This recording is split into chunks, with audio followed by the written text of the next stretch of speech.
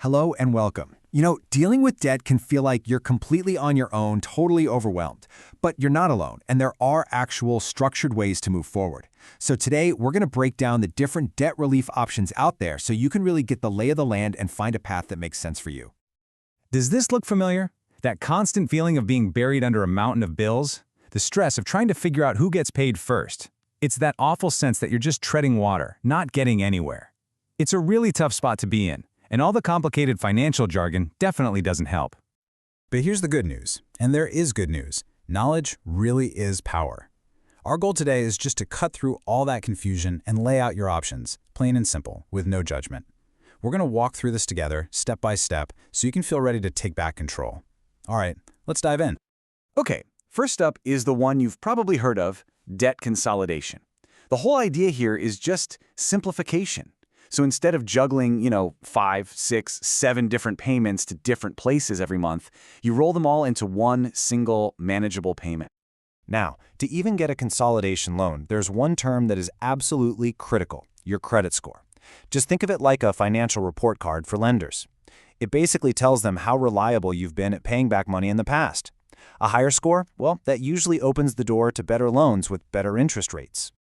So how does this actually work in the real world? It's a pretty straightforward 3-step dance. First, you check your credit score to see where you stand. That's step 1. Step 2, you apply for a special loan for consolidation. And finally, if you get the green light, your new lender pays off all your old debts for you. Boom, you're left with just one new loan to worry about. The real win here is often getting a lower interest rate, which can shrink your monthly payment and help you get out of debt even faster. Okay, but what if consolidation isn't enough? Or maybe it's just not an option for you? Well, for anyone who finds they still can't make their monthly payments, there's a more formal, legal process called debt review. This is a big step you take when you're officially considered over-indebted. A really key player in this whole process is the PDA, or Payment Distribution Agency.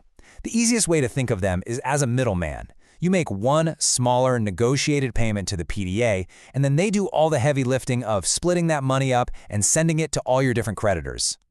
Now, this journey is super structured. It all starts with a registered debt counselor who looks at your whole financial picture.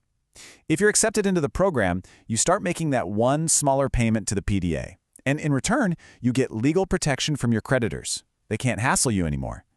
But, and this is a big but, it is a serious commitment. We're talking about living on a strict budget, no new credit at all, and sticking with the program for usually 3 to 5 years. And here's the really crucial trade-off. While you're under debt review, your credit record gets flagged. What does that mean for you? Well, it means you won't be able to get any new credit. No new loans, no new store cards, nothing, until you finish the program and get a clearance certificate. So, you get that immediate relief and legal protection, but in exchange, your access to credit is basically frozen for a while. All right, on to our third option, debt administration. This is another formal legal process, but it's a bit more specialized. It's specifically designed for people with a smaller amount of total debt, and the magic number here is unsecured debt that totals less than 50,000 Rand. And that term, unsecured debt, is really important. So what does it mean? Basically, it's any debt that isn't backed up by a physical asset. Think credit cards, personal loans, store accounts, that kind of thing. It's different from, say, a car loan or a home loan, where the car or the house itself is the security for the lender.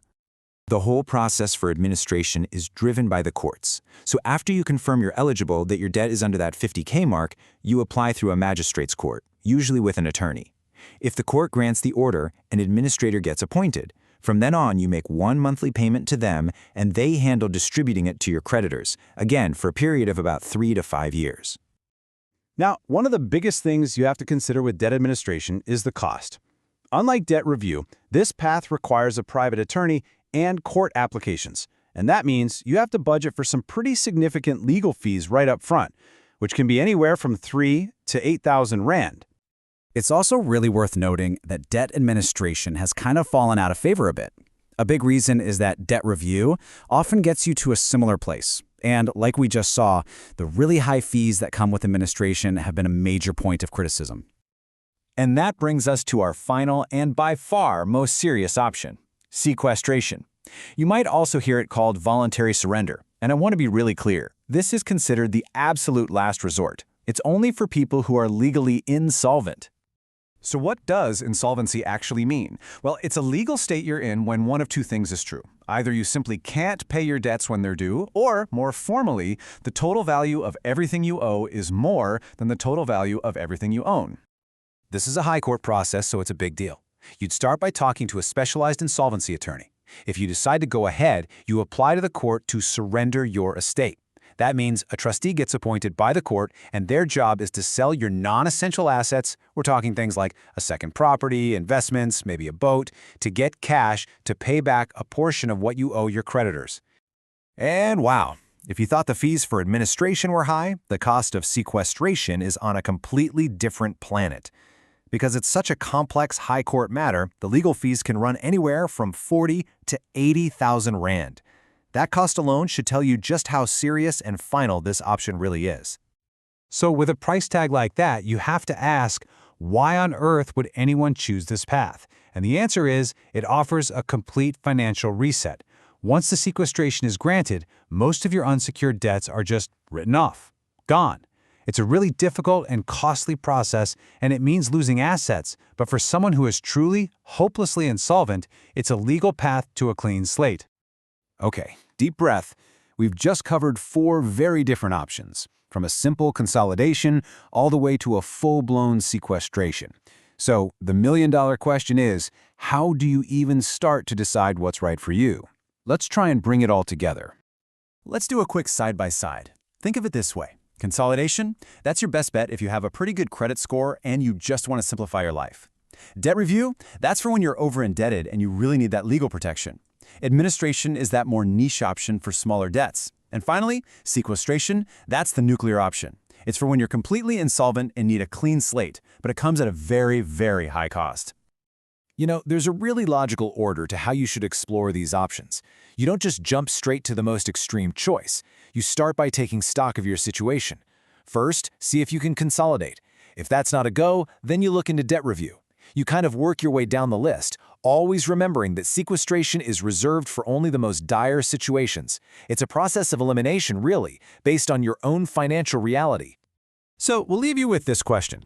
Let's forget about all the big, scary decisions for just a moment.